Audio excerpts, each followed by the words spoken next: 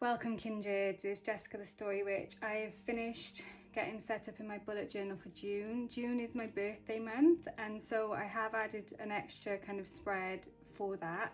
I've gone with a kind of bee theme because I thought, well, there's loads of bees around at the moment, and one of the trees that I visit every day has got a beehive inside it, so bees are quite prominent for me at the moment, so I've decided to include them in my setup.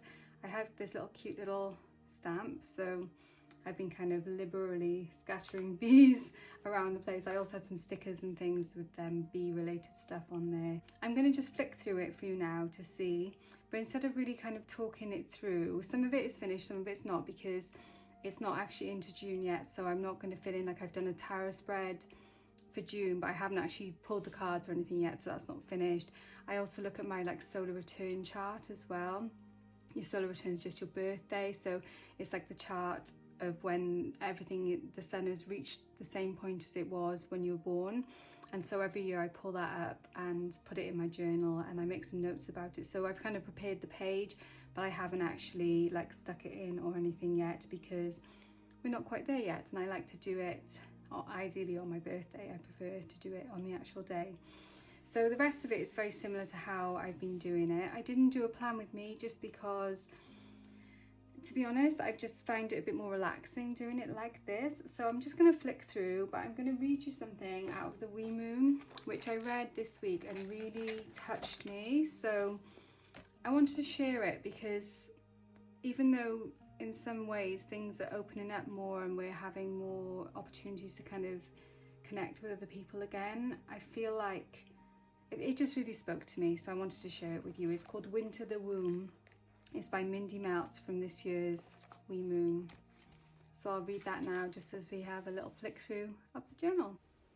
Didn't we want endless summer, endless abundance? Isn't that what progress was for? But it's too much of everything. Hot bleached seas are dying, while up north a white rippling giant with a head like an arrow and paw prints like prehistoric art drowns somewhere we can't imagine, because imagination happens between snowflakes on a slow afternoon when we have time, and we don't have time. Send out the warriors, change it by chemicals, wrestle the weather back by newer technology, demand it from the leaders. But she said, you cannot win the winter back by battle.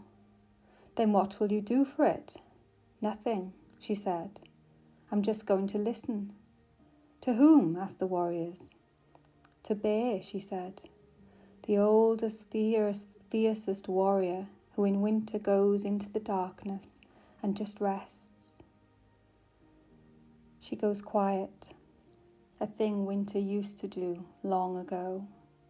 She dreams of the curves snow makes over every ugly thing, turning it soft like the body of a woman. The way fireside stories remade us with wonder. The way food tasted when we needed food to live. Remember?